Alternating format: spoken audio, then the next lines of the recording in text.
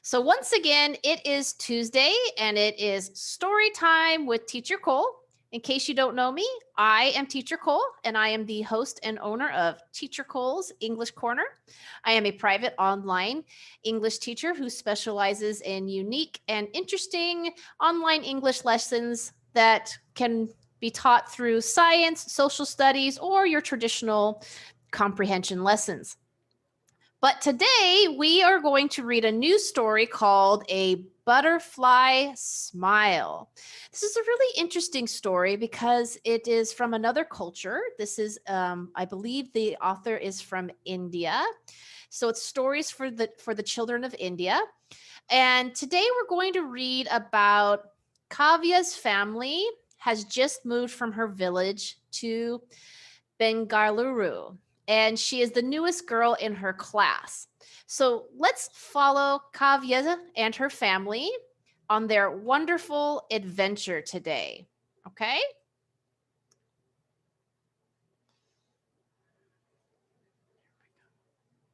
Here we go. So, A Butterfly Smile. The author is Mathangi Subramanian, and the illustrator is Lavanya Naidu. I'm pretty sure I messed up those names. It is a lovely story and such great illustration.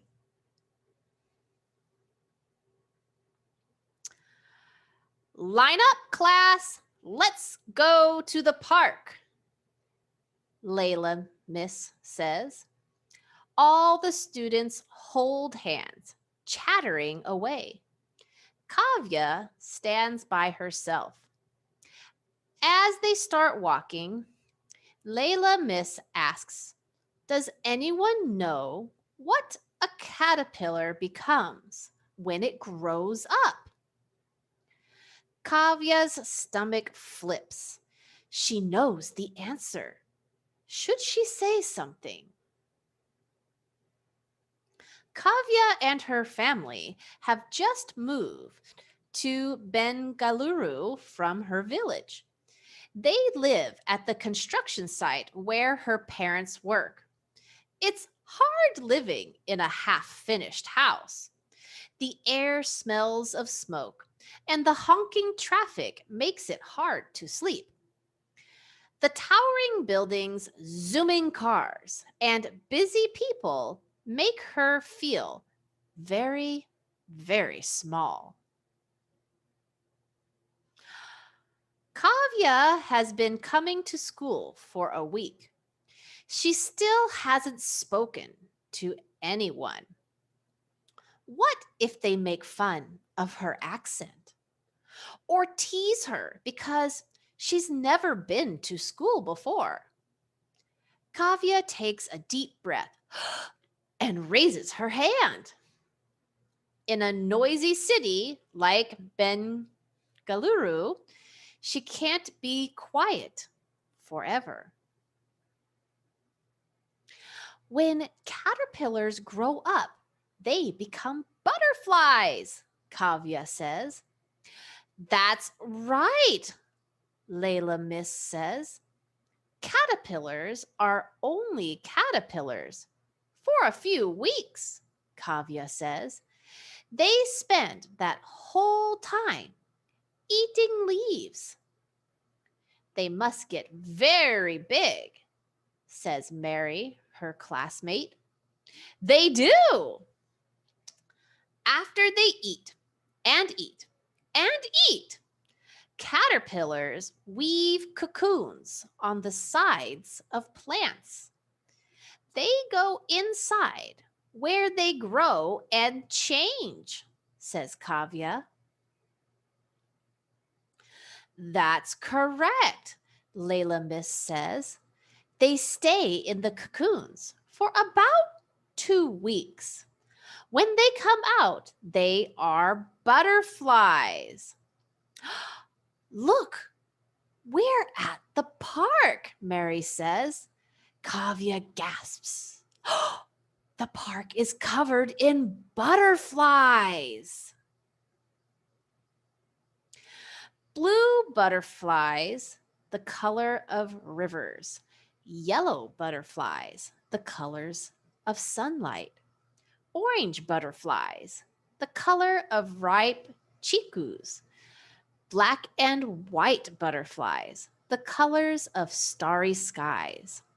These are the colors Kavya misses from her village. She feels her heart flutter.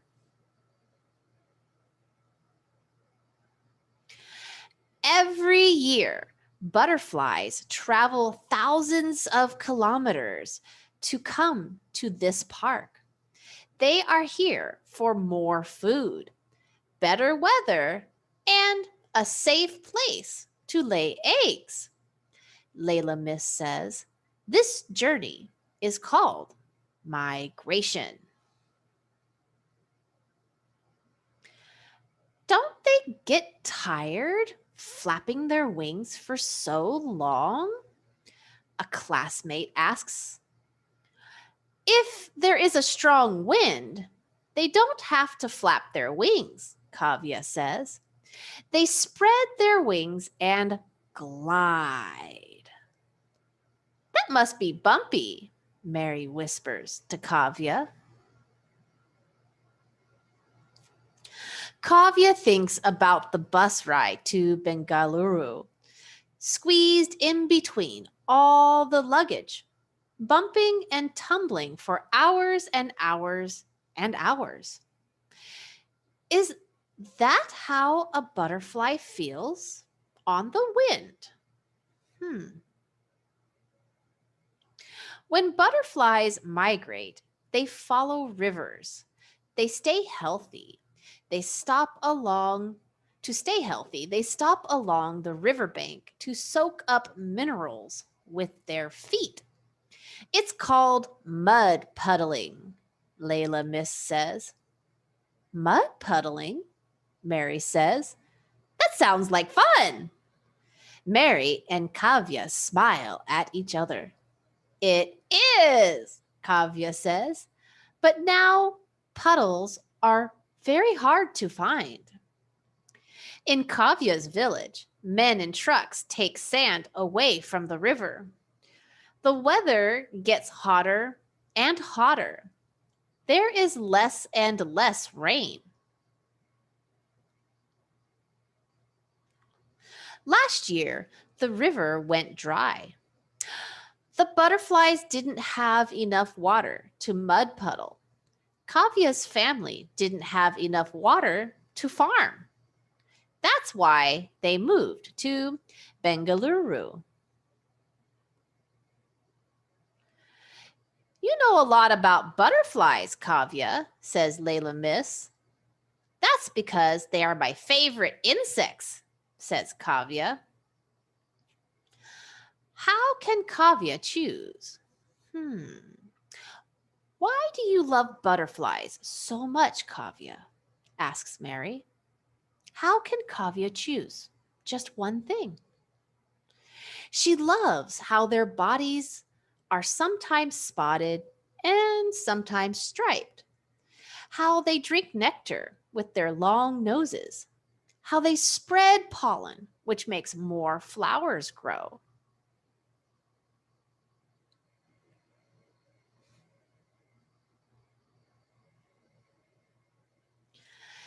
They fly far, but wherever they land, they make new friends. Kavya says, squeezing Mary's hand, they're very small, but they're also very brave. Just like you, Layla Miss says. Kavya smiles a smile as wide as a butterfly's wings.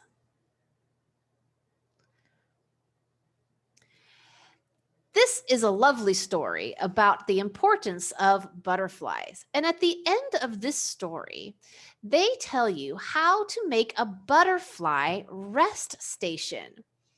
Where I am from, we are in the migration pattern of the monarch butterfly in the US. And we do make butterfly rest stations as well, because some of the habitat has gone away. Here you can see that you can make a butterfly rest station. And this book also tells you at the very end exactly how to do that. Do you have butterflies where you live? Is the water drying up? Would you make a butterfly rest station? These are some good questions. If you'd like to find more books like these ones, you can go to this website at freekidsbooks.org. These are some lovely books written by many different people about different types of subjects. I thought this story was very interesting and cute. Do you like butterflies? What is your favorite insect? Well, I hope you enjoyed today's story. I look forward to seeing you next week with another story time with Teacher Cole. Have a good night.